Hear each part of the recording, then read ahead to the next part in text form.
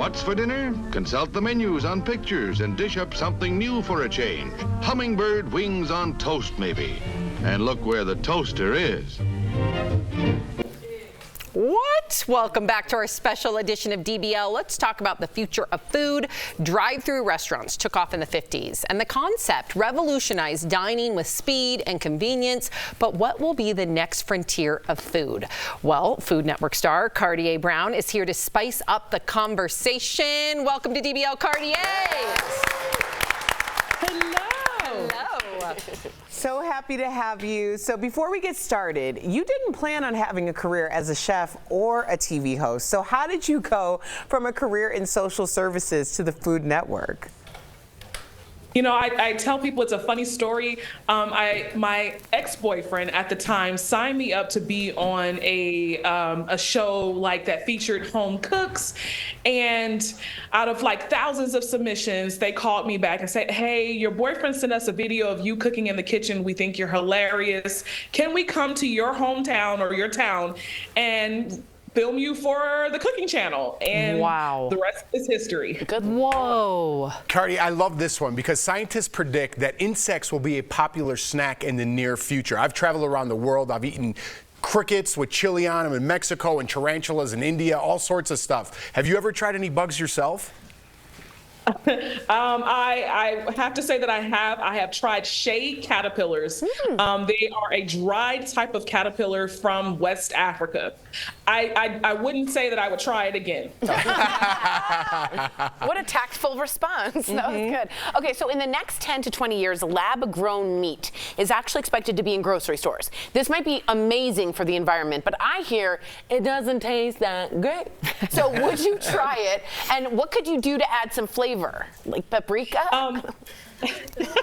So I have actually tried lab-grown chicken. There are some restaurants that I've been to that are trying to use it. I personally don't like it. I can tell the difference, and that's just you know, me being a chef. Right. And for me, like, I mean, anything will taste good with a little seasoning. That's true. First of all, shout out South Carolina, Charleston. My people are there, so shout out to my mom. I'm sure she's watching. Wow. Yeah, I mean, that is the center for food. I mean, I went there a couple of times and was like, I need a day just to kind of food detox. So absolutely. I got to ask you, the future might include food that is 3D printed. Do you think this will be a game changer in general? Listen, I'm all about pulling out a pot and heating it on top of the stove, so I have no idea about 3D printed foods. I don't think that we will see it in our lifetime, but if it happens and it somehow gives people a better opportunity to have access to food, then great. But if it takes jobs away from people out here cooking food, I'm not for it. Okay, well, I have to ask you, the future is coming. So when this bland, disgusting 3D food comes, we need to know how you would season it so we can eat it. I would put my house seasoning on it. I would put that seasoning on a shoe, and it would taste good. Oh, man, I need the so seasoning. good. Now I'm like, what is the seasoning? All right. We've gotten used to the QR menus at restaurants. I wouldn't have said used to them. I kind of hate them. And using a tablet, though, to place orders and pay. Now a New York restaurant is using Zoom Chef, so staff based in the Philippines can take orders virtually, and they could even be replaced with AI.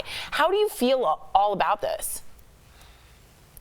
I'm just not the biggest fan of that. There's so many people here in the States that need those type of jobs, that need to work. And so to replace them, you know, I already think self-checkout is pretty difficult on people. And so now you're saying that restaurants are replacing servers and greeters with other people, you know, virtually or AI. I'm not ready for that. And, you know, those jobs are needed. They are. We all come from restaurant backgrounds, Yes. and we're 100% with you. Yep. Thank you for joining us, Kardea. We appreciate all your thoughtful. Wait, Sam, we need to know where we can get this home spice. Oh, yeah. DBL Nation, tune into the Food Network to see the finale of the Spring Baking Championship on Monday, and season 10 of Delicious Miss Brown premieres this June. And I'm hoping if we follow you on social media, we can find out about the home spice. We need that. Absolutely.